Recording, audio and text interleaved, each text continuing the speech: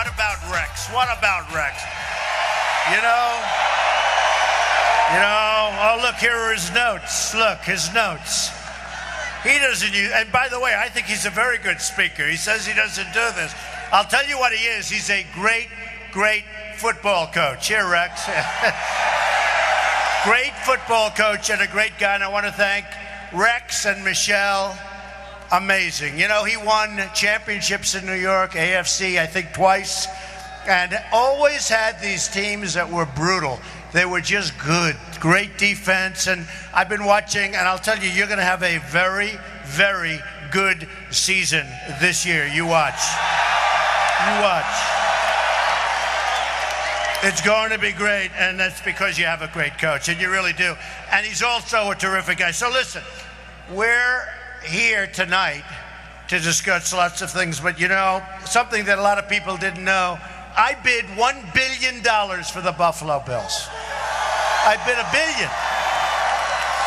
And I sent out a certified letter from a bank, and the bank said Donald Trump will give on 24 hours notice to the NFL $1 billion for the Buffalo Bills, which tells you I love Buffalo, right?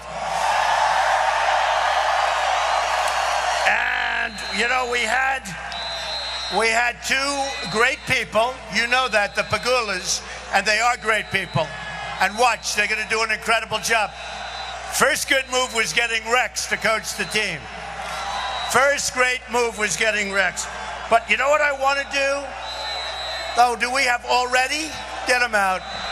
Get him out. Get him out. That was quick. That was quick. Sorry. You know, they always line up right in front of the cameras. Always right in front of the cameras. Yeah, get him out, please.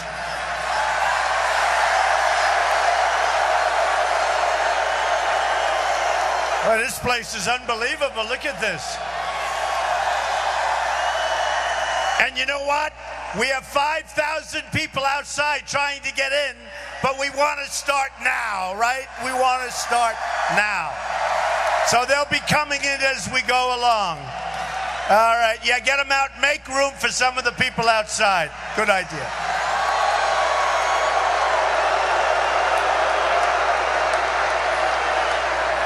So I will say, I bid $1 billion all cash for the Buffalo Bills, and Terry and Kim came in and they bid more, and I was a little bit like hurt. I thought I would have it and would all be together, but you have great owners. I will say that. You're going to have great owners, and I'll tell you what, you talk about a business deal. He was in the oil business and the fracking. He sold his stuff at the exact perfect time, and he invested in the NFL. That's a great deal for me. That's a great thing that he did.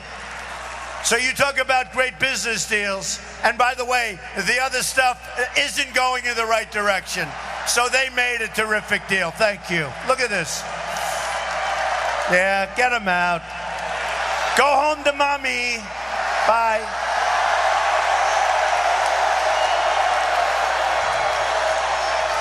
Isn't it crazy? You know, we do all have a First Amendment right, and they really violate our First Amendment right, but what are you going to do, right? Thank you, man. Thank you. So just to finish up, they made a great business deal. All deals should be so good. When oil went down, he sold like 2 seconds before the oil went down, invested in the NFL. That's a good investment. And I'll tell you, as owners and with this great, great coach, you're going to have an unbelievable team this year. And I'm going to be rooting for the Buffalo Bills. Believe me. Believe me.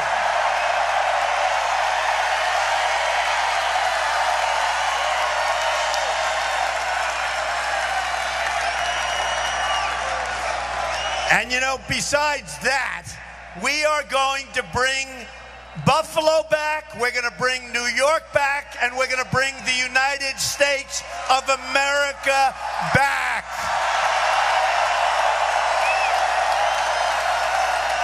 So, on the way up, I always do this. I've been now to Syracuse. I'm all over the state. And we love the state. And we love New York values. Do we agree? We love New York values. But I always tell my people, give me some current information on the economy of Buffalo. Don't get scared and don't feel guilty, because it's not your fault. It's politicians representing all of us that have no clue, that are totally incompetent.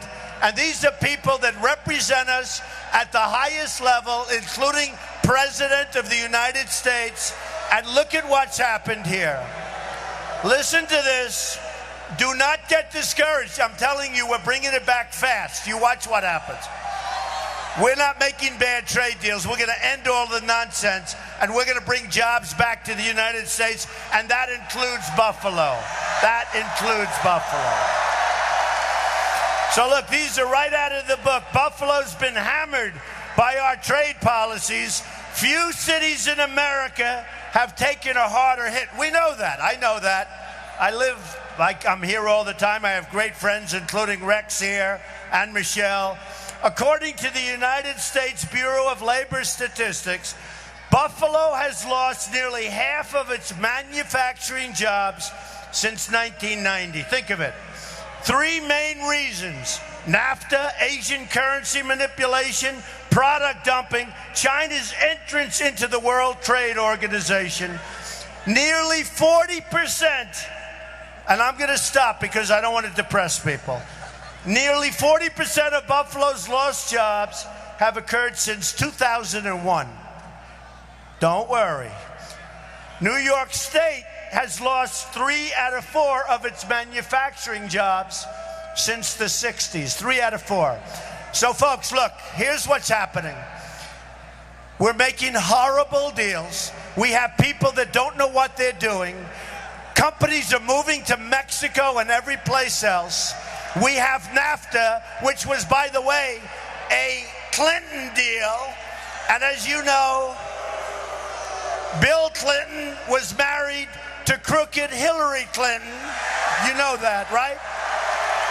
You know that. And that is a total disaster. NAFTA has been a disaster. Now we have a new one coming up, Trans-Pacific Partnership. It's going to make NAFTA look like peanuts. We are going to cut it out. We're going to stop it. It'll be detrimental as hell to the people up here and all of the people in the United States. And by the way, Ted Cruz, Lion Ted Cruz, Lion Ted, one of the great liars of all time, Lion Ted. How you doing with Trump? We're doing great. We're winning, winning, winning. And then you see, I'm killing him on states, and I'm up 2 million votes or more than that. 2 million votes. How we doing with Trump? Oh, we're doing great. Yeah, we're doing great. Now, tomorrow, I have to tell you, that's a big day. Because tomorrow, we're going to show Ted Cruz, who hates New York, When you look at that debate, and you see the way he talked about us and New York values, here's a man that turned down Sandy money for this state and plenty of other money. We had lots of things coming into New York, and he voted against. No New Yorker can vote for Ted Cruz, and no New Yorker can vote from Kasich when he was one that approved NAFTA. He voted in favor of NAFTA, which has been a disaster for your state and for this country. A total disaster. So, with all of that being said, tomorrow, get out and vote. We've got to vote.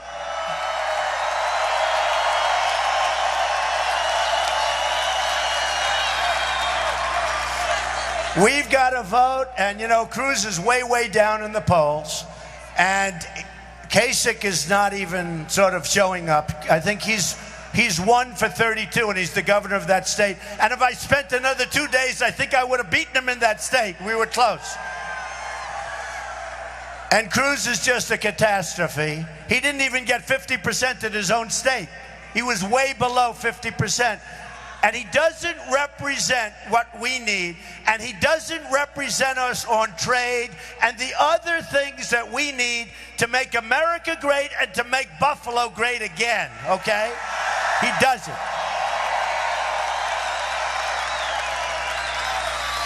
Now, I've been having like an interesting period. I've never done a thing like this. I said I've been a politician for 9 months. Can you believe this? Although it's been interesting. But you know what? Seriously, it takes guts to run for office like this. You know, I never did it before. We've had debates. Every online poll said I've won every single debate, which is always nice. And I've been on center stage. We've been #1 virtually since the time I announced. Because people know that not only are we going to get crowds like this is crazy. You know, when they said we're going to take the arena up in Buffalo, they said, oh, don't do that. It's a massive arena. Look at this place. Just take a look at this place. Unbelievable. Unbelievable. But people know, and I've been saying it for years, that we are being ripped off worldwide by virtually every single country that we do business with. Every single country, no matter what. You can look at everyone, you can call out a name. Every single country that we do business with, we end up with the short end of the stick, and it's going to end here. It's going to end. We're bringing our jobs back here.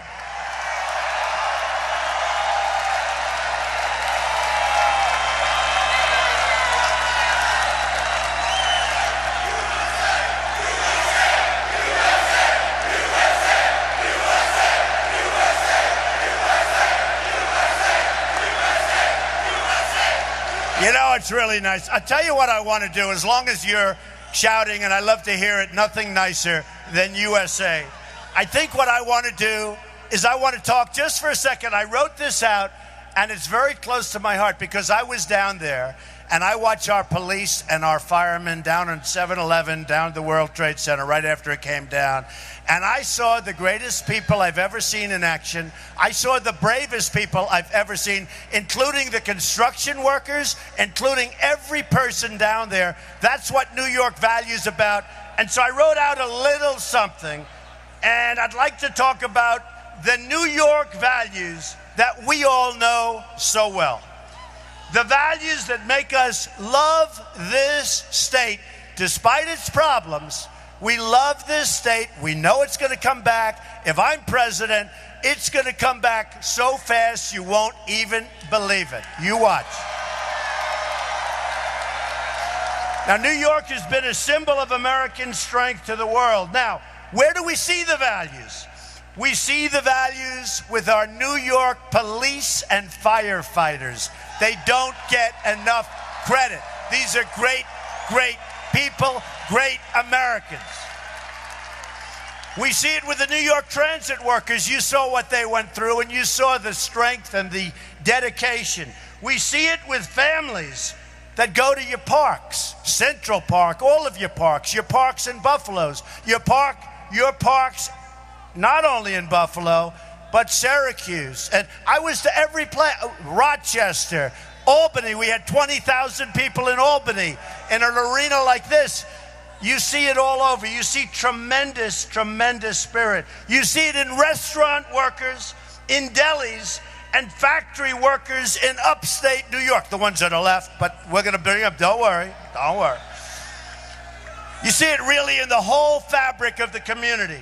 And what are New York values? Honesty and straight talking. A lot of times people say, oh, you tell it too straight, Mr. Trump. Don't. I think that's what we like, don't you think? Don't you think? You see it in our work ethic. We work hard. We work hard and we're proud. You see it in our family values and our families. You see it in the energy to get things done. You hear about it all the time. The energy in New York and the energy in New York State.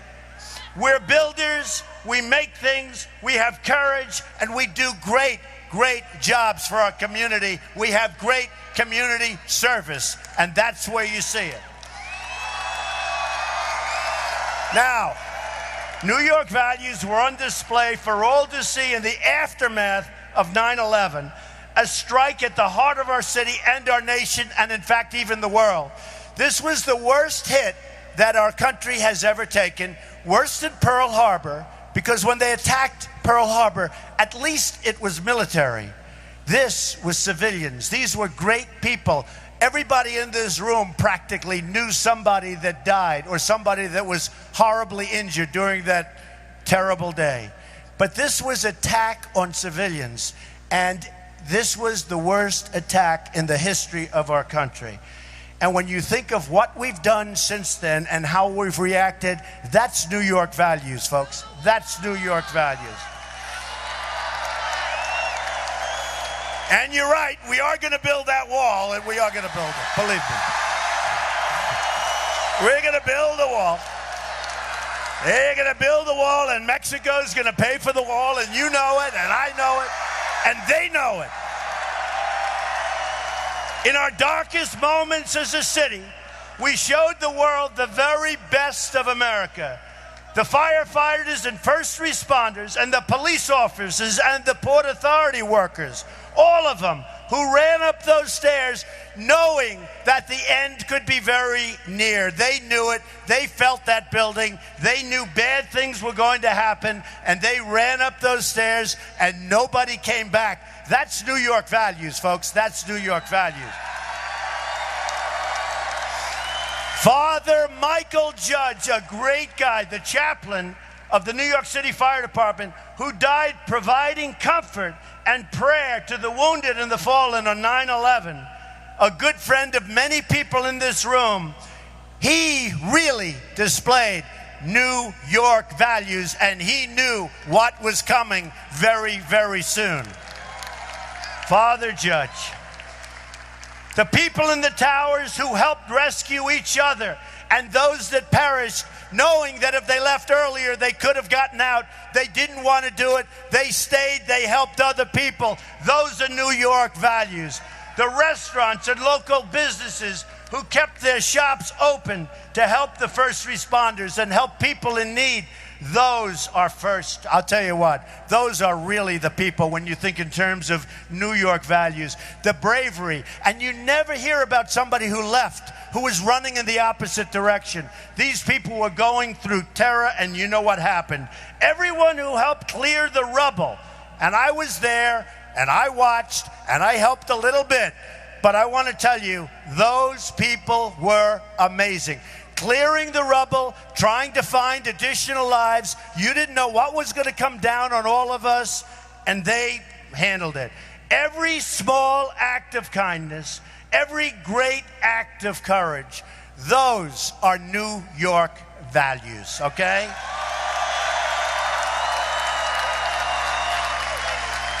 So, when a guy like Lion Ted Cruz talks about New York values, folks, those are the values that we want to talk about. Now, let me just tell you a couple of things and why tomorrow is so important. Because the system is rigged.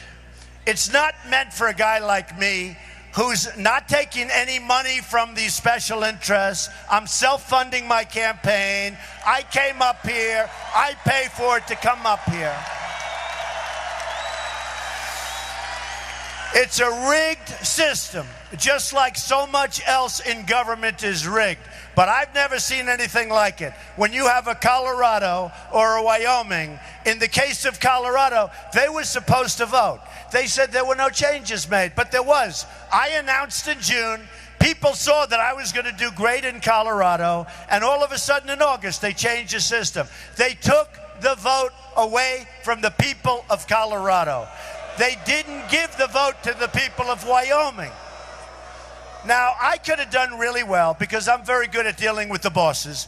But, you know, you've had it, and you say, forget it. You can take them out to hotels, the delegates. You can take them on planes. You can do whatever you want to do. You know what? I said, no way, because we're going to get there. We don't need it. We're going to get there. It's a rigged and it's a corrupt system. But we're going to get there, and I believe we're going to do it much more easily than people think, and we're going to do it on the first ballot. We're going to get to that big 1237.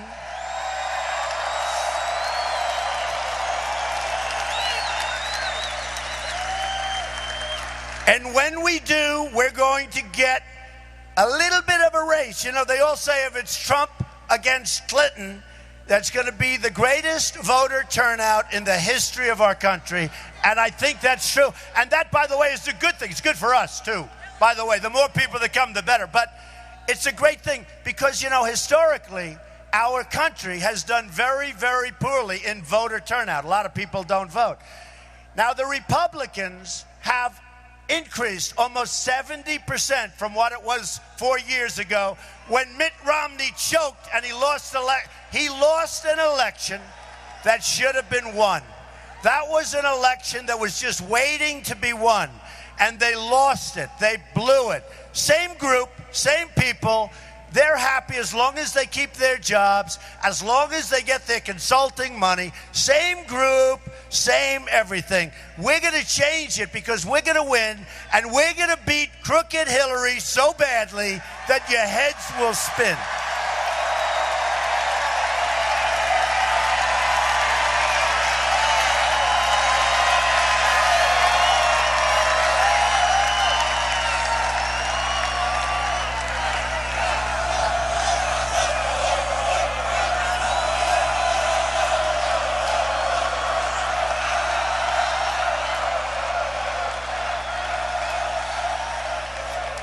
So let me just tell you, we're going along, and we just had a great poll from Fox, and we had some great polls from everything, but against Hillary. We're going to do so great. But you have to understand, folks, we haven't even started with crooked Hillary yet. We have not started the game. We haven't. Only about 2 months ago, I did say something, and she went like that. And then Bernie got the credit for doing well. Since then, I don't know if he's lost. And think of it. I'm no fan of Bernie, believe me. But no, that's okay. I am no fan of Bernie. His ideas are very bad, et cetera, et cetera. But every week you see Bernie won, Bernie won, Bernie won, Bernie won. He wins every time. And then you hear about the crooked system. So you got crooked Hillary with a crooked system. You hear about the system, and they say, and the pundits say, well, Bernie has no chance. Why doesn't he have a chance? He wins. Because the system's rigged. But we're going to unrig the system, and then we're going to clean up the system, okay? We're going to clean it up.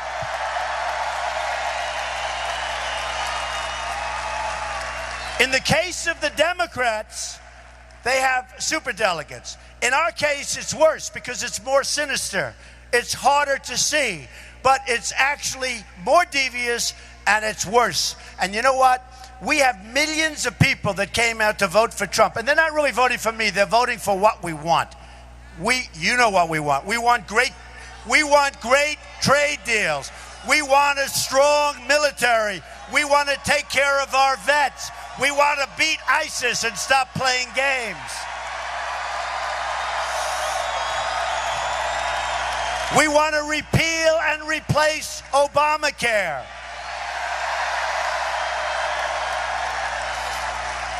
We want to protect our great Second Amendment, so important.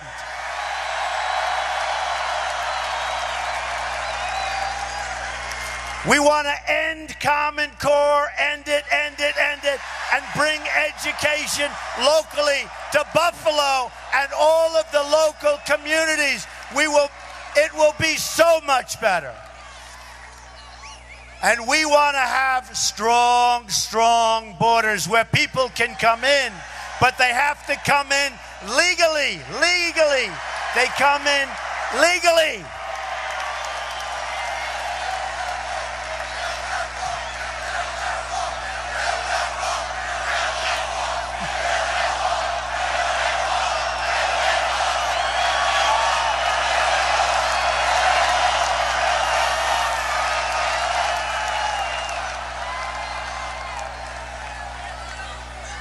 And we will build that wall.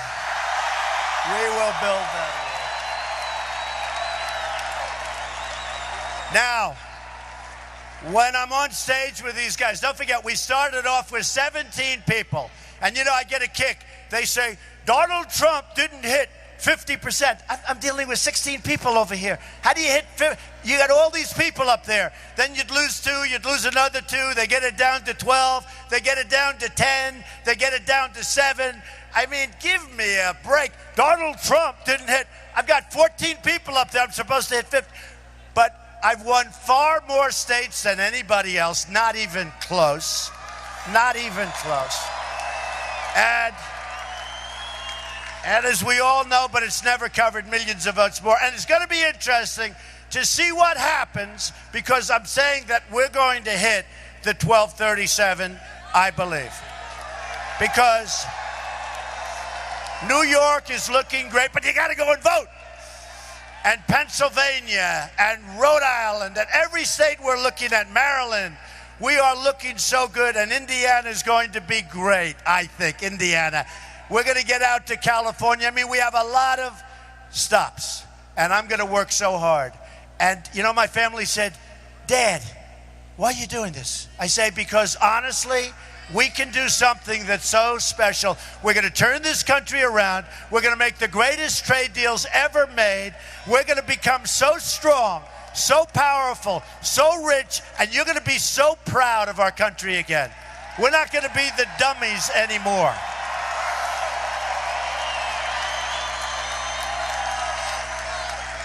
So when I'm on the stage at one of the debates, one of my folks come up. First of all, they all said, remember, you can't build a wall.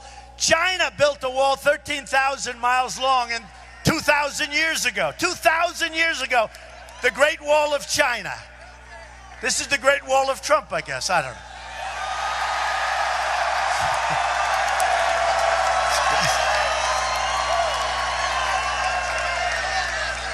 Boy, what spirit the people of Buffalo have, right? What spirit.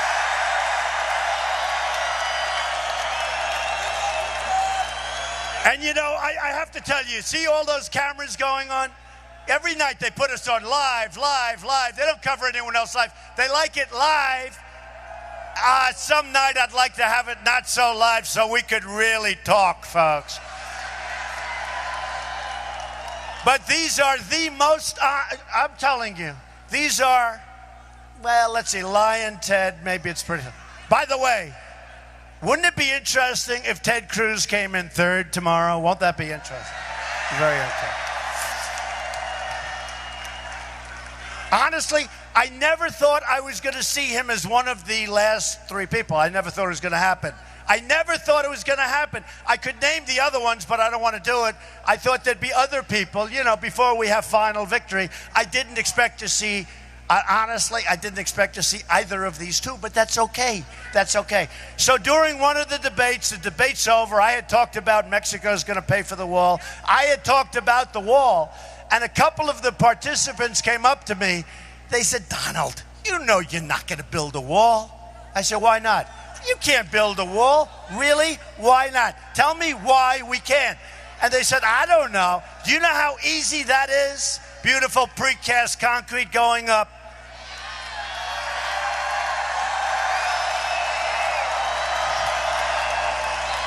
I'll tell you one thing. If anybody gets to the top of the Trump wall, it's going to be a long way down. It's going to be very scary.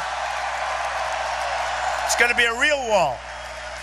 But they said, you can't really build a wall. And I said about the Great Wall of China, which is a very serious wall, by the way. I told them about the Great Wall of China. I said, look, over there, you're talking about 13,000 miles. Over here, you're talking about really 1,000 miles. It's 2,000, but because I have a lot of natural barriers, etc. We have 1,000 miles. They said, you'll never be able to build it. So easy, so easy. When I can build 6,000 units in the middle of Manhattan on the Hudson River, I can guarantee you this is easy by comparison. With all the stuff I put up, with all the environmental permits I had to get for so many different jobs all over the world, on oceans, in Scotland on oceans, where they said you'd never be able to get the approvals. I got the approvals. In New York, in Manhattan, in Washington, in California, no matter where, on the Pacific Ocean, with all of what I've done. Look, I borrowed $1 million, and I turned it in a relatively short period of time into more than $10 billion. Okay, folks? That's the numbers. Now, one of the most iconic companies, some of the great assets anywhere in the world. All of the papers are filed. I had to file the papers. A couple of friends of mine, you know, many of the great businessmen supported me. And by the way, we're going to use these people to negotiate with China, Japan, and Mexico. These are the best negotiators in the world. We have political hacks right now. So it's a company with some of the greatest assets, most iconic assets in the world, very little debt, tremendous cash flow. All the papers are filed. The press was devastated. They went to sea. They were going crazy. It was like a feeding frenzy. They were going to do a number, and then they said, oh, man, he really built a great company. You know, it's private. They didn't know. It's the first time I've ever done a filing. And you know what happens? I'm not saying that in a braggadocious manner. I'm saying this. This is the kind of thinking, at least for a period of time, till we straighten things out, big league, that our country needs.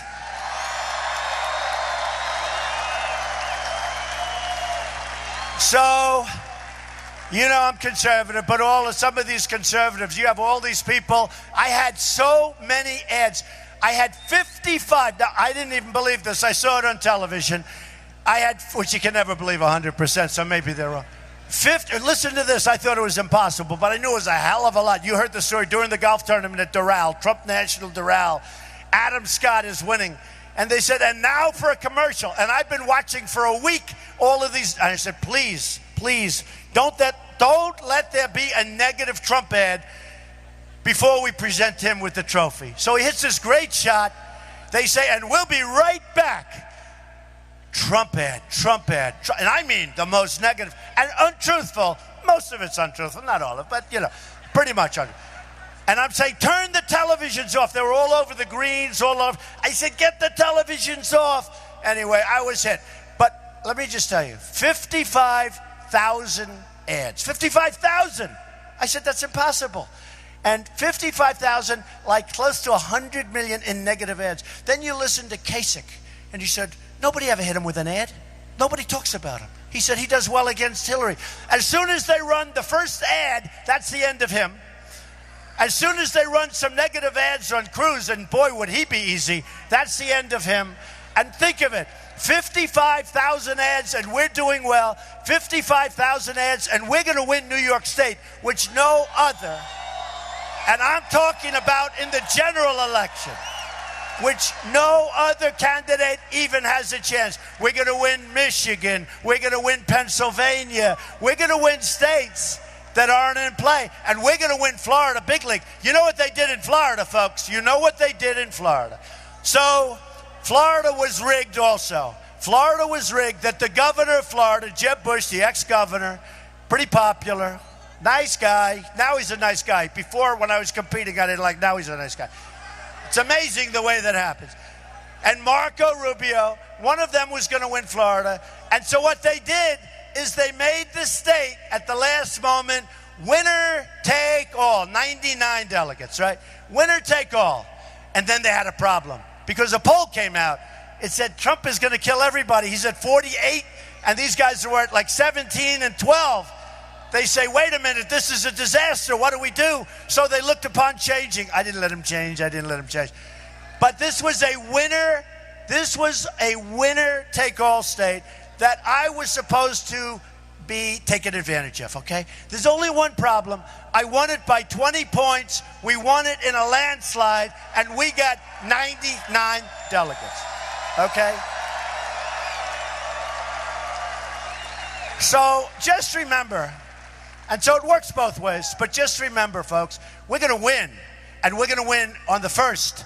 And it could be we have to go longer, but I don't think so because I'm seeing numbers that are very compelling. But I will tell you this, we are going to win. And once we win, our country is going to become so strong and so powerful again. And you're going to be so proud of your president, but I don't care about that, but you're going to be so proud of your country once again. So,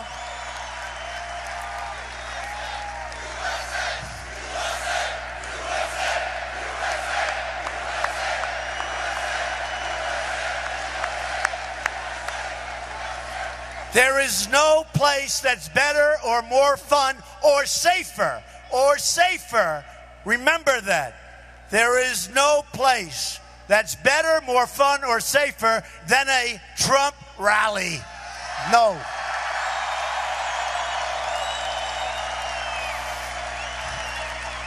So we're losing a lot of business. Let's talk business because you guys are being decimated.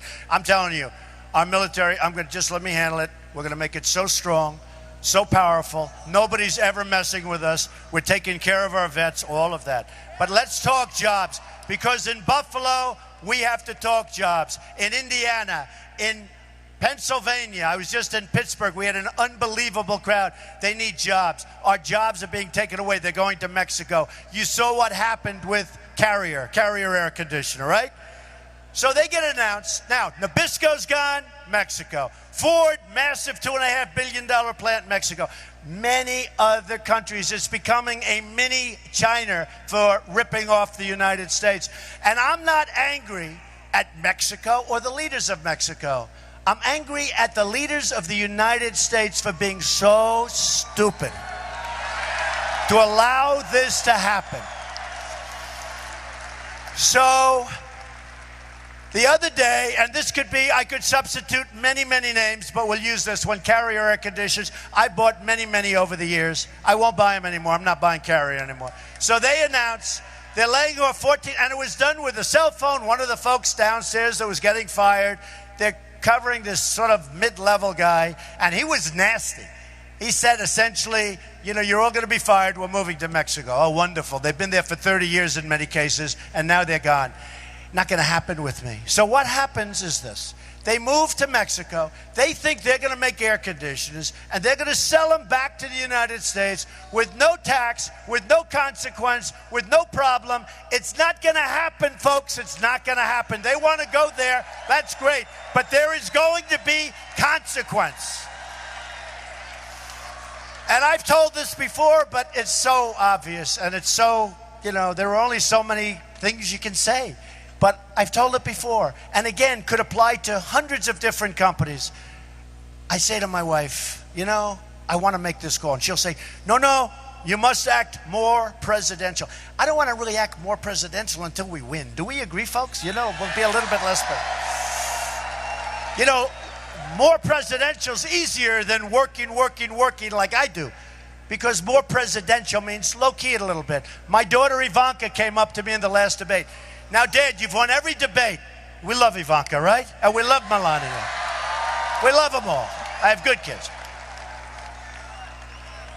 But my daughter Ivanka, she said, now, Dad, be presidential. Then my wife says, now, be very presidential. I said, wait a minute. I've won every debate. If they hit me, I got to hit them back. They said, no, you don't. I said, yes, I do. Anyway, I was very presidential in that debate, and it worked out really well. And you know what? We're doing great. But here's the story. I'm going to say to my family, I'm sorry, this is too easy. I want to call Carrier. Can you imagine? President of the United States calling for the head of an air conditioning company, all right? But the head of an air conditioning company that didn't do right by us, okay? And while I could give it to somebody, it's just too quick, too easy. And I love this stuff. It's like I'm very natural at it. I'm really, really good at it. So here's the conversation. And remember, if either any one of these people, Ted Cruz, Kasich, they're all controlled by their lobbyists. They're all controlled by special interests. These are not stupid people. Hillary, controlled by special interests. When their special interest calls, when their lobbyist calls, when their donors call and they have a stake in a deal, they're not going to do what's right for you. I didn't take any money. I have turned down, if I would have accepted money, Jeb Bush had the biggest fund. I think it was $148 million. Can you believe it? $148 million. You might as well throw it right out the window. What? Just a waste. And do you see what, by the way, do you see what their consultants made? These consultants, they can retire. They made millions and millions of dollars, and they lost. But here's the story. I will call, or I will speak to, or I'll have somebody call, but I want to do it myself. I will call the head. This is President of the United States. Want to speak to the head of Carrier. I'll get him on the phone. I'll say, listen, congratulations on your move to Mexico. I hope you have many years of good health and happiness and great, great productivity. But here's the story. Here's the story. Every single air conditioning unit that you make and you want to send across our now very, very powerful border, where, by the way, the Border Patrol, 16,500 people endorsed me last week, and they've never done that before.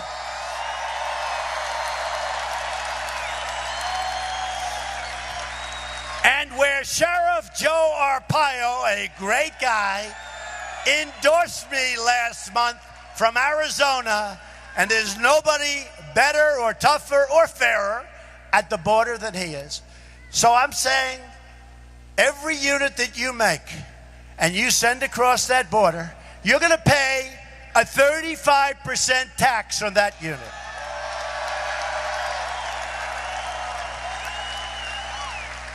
And as sure as you're standing or sitting, look at you, everybody's standing. You know, we're all standing. You could sit down, but stand. Stand is better. It's more respect. And I'll tell you what's going to happen. I will get a call the next day from everybody. You know, the lobbyists, they never gave me money. The special interests, I know these people. I'm not doing anything. I'm working for you, folks. I'm working for you. I don't need this. I'm working for you. We're going to make America great again. That's what I want to do. What kind of a legacy? Is that the coolest legacy? That's almost as good as owning the Buffalo Bills, right? Huh? That's almost. So here's what happens. I'll say, forget them, forget them. Then the head of carrier is going to call up and said, Mr. President, will you change your mind? I say, absolutely not. 100%. I'll be ready to hang up. And he'll say, Mr. President, sir, we're not going to move. We're not going to leave the United States. 100%, folks. 100%. Now, I've been watching corporate inversion, and I've been watching what's going on with these companies leaving the United States. The politicians don't even know what's happening. It's happening far faster than anybody can even discuss. They ought to do headline banners, because there's nothing worse, not many things worse, I will tell you that. But we've got to stop it. Now, the way you stop it is that I've been watching now for 4 years politicians negotiating with each other. They're not business people, and they're all bought. They're bought and paid for by special interests that want to see these things happen. So what's going to happen is they will never, ever come to the conclusion. And how simple a conclusion. Now when Ford and Carrier and Nabisco is moving out of Chicago, and they're moving where? To Mexico. No more Oreos. No more Oreos. So here's the story. Here's the story. 100%, if we negotiate tough. Number one, we have to work with our companies to keep them where they are. Most importantly, we have to keep them in the United States. Most important, let's get them to move to Buffalo, right? We'll get them to move to Buffalo. But we are going to have, and we are going to attract so much business. We right now have a trade deficit with Mexico of $58 billion a year, not including all of the drugs that pour across the border and poison our youth, that we're going to stop when we let our great Border Patrol people go to work and when we build the wall. We're going to stop the drugs from coming to Buffalo and coming to our country and destroying our youth. So the conservatives, they would say, like Jeb Bush used to get up, he is not a conservative.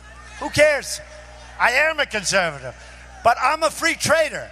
But you can only be a free trader, remember this, if you have really smart people representing your interests, and we don't. They're either not smart or essentially they're paid off with campaign contributions, and either one of those situations is not acceptable, okay? It's not acceptable.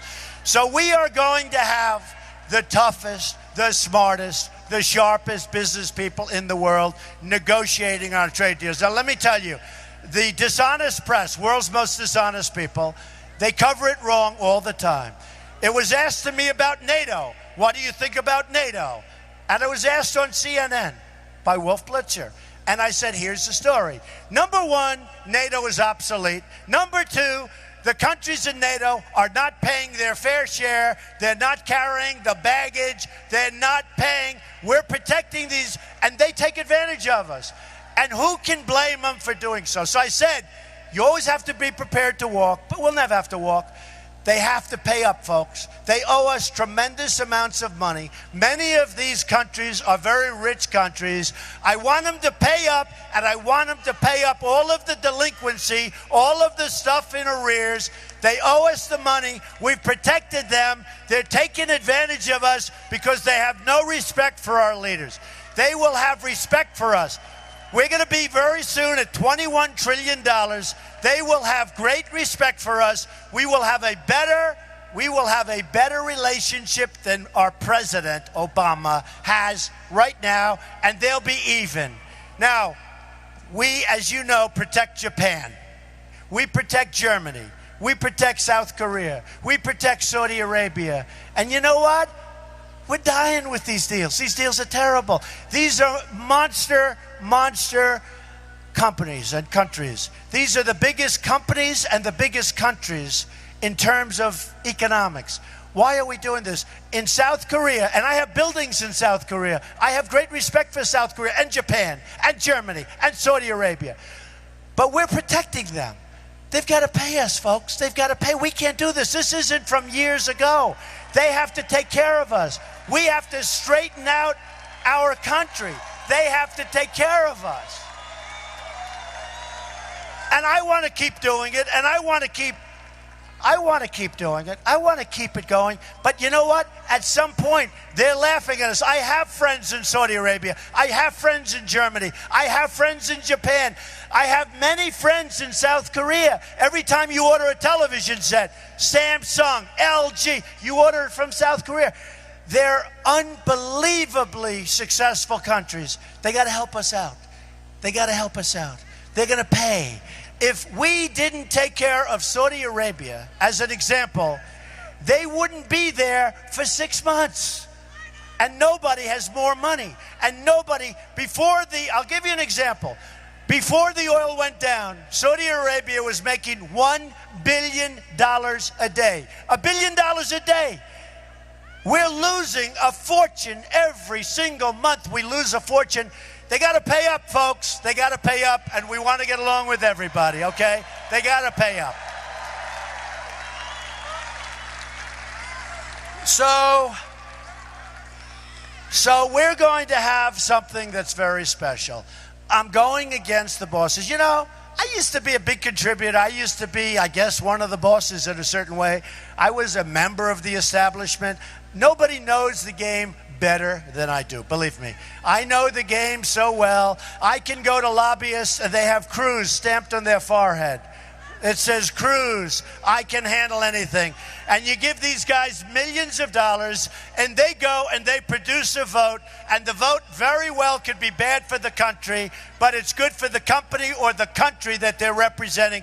We can't do that anymore, folks, because, you know, when you see some of these horrible deals, I have a friend who's a very smart guy, and he said to me, I can't believe that they approved this deal, certain deal.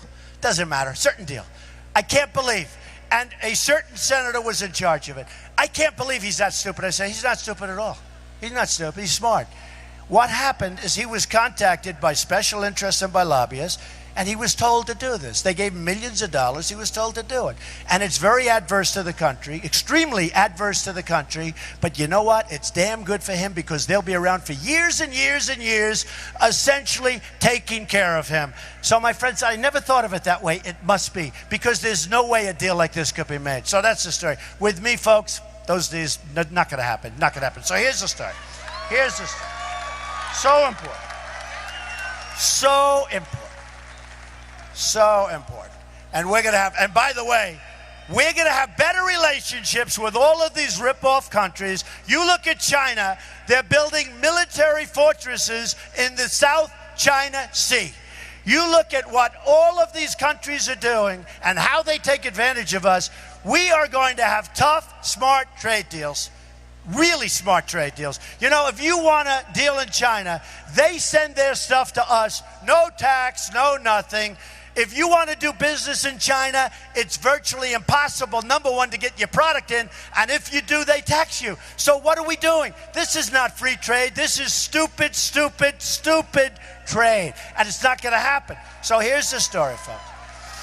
Tomorrow is a big, big day, because the thing I like most are, I hope it turns out this way, but we have these massive polls.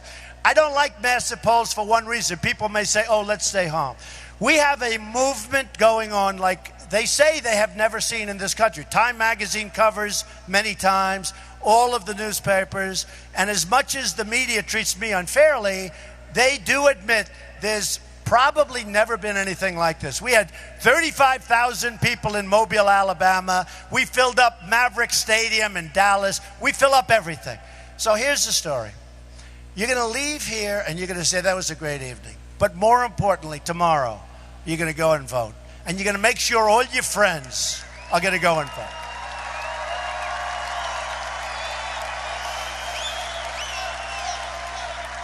And you're going to remember,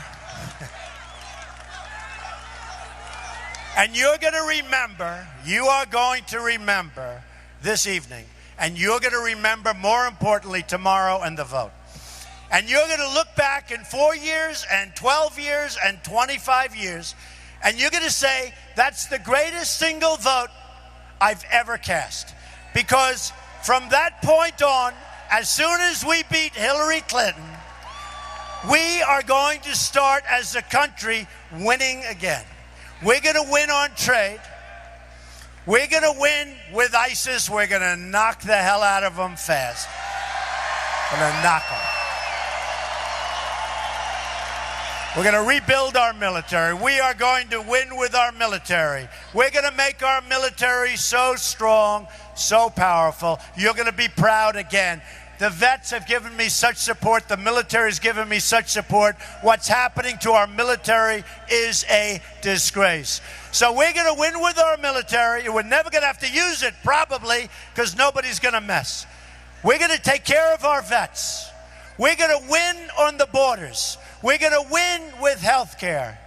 We're going to win with Common Core ending and bringing it back local.